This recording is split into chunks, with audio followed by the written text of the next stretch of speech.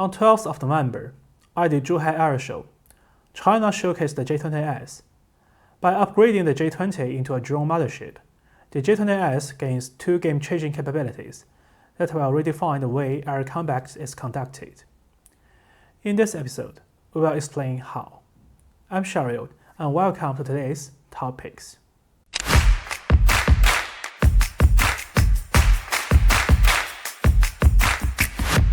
First, according to Chinese national media, the J-20S will operate alongside three JJ-11 drones. This enables J-20S to achieve exceptional air combat and ground strike capabilities without sacrificing stealth or air combat performance. The JJ-11 is a stealthy flying wing UCAV. It can take off from airfields, amphibious assault ships, and aircraft carriers.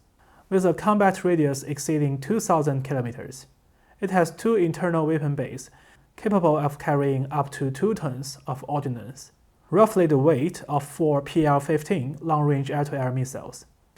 This means each J-20S can get an additional 12 long-range air-to-air missiles, doubling the payload capacity compared to the single-seat J-20.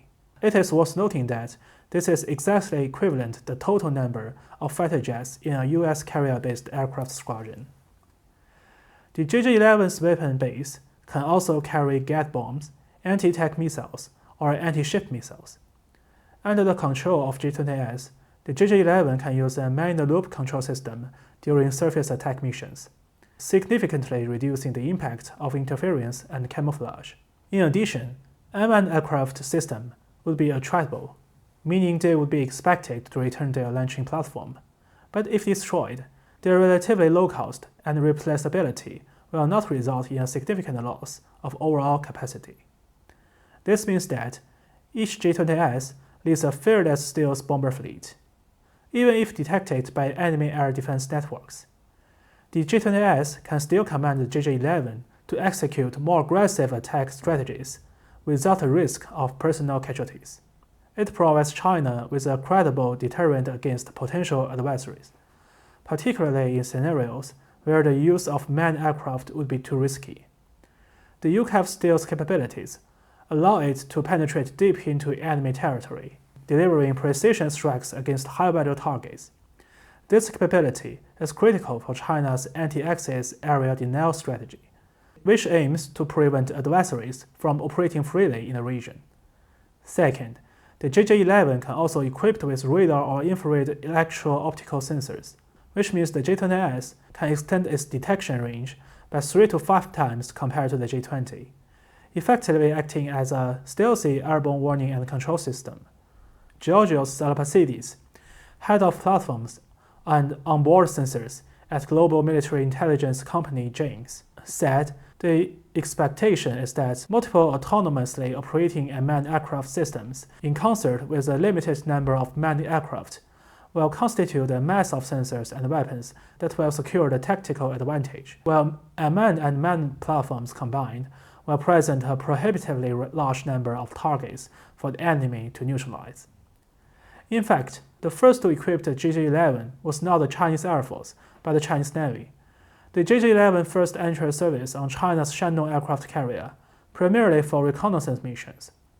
According to the war zone, several ISR-configured JJ-11s could work together to relay information via directional line-of-sight data link back to their strike group.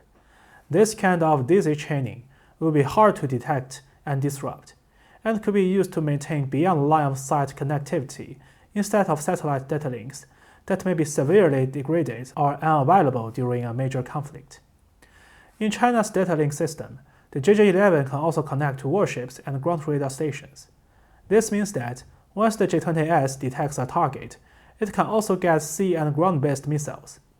On the other hand, since the radar and sensors are carried by the JJ-11 drone, anti-radiation missiles can only target the loyal wingman and not the J-20S itself. This effectively turns the J-20S into an airborne early warning that is nearly impossible to shut down. The J-20S gives the Chinese Air Force a unique global advantage. Retired Chinese Air Force senior colonel Professor Wang Xiangsui noted that the Ukraine war has highlighted the growing trend of unmanned aerial warfare. The J-20S's demonstration at Zhuhai shows that the Chinese Air Force has long recognized this trend and has already made solid progress in integrating drones for joint operations. Actually, the idea of man-and-man teaming was first outlined by the US in its Next Generation Air Dominance initiative.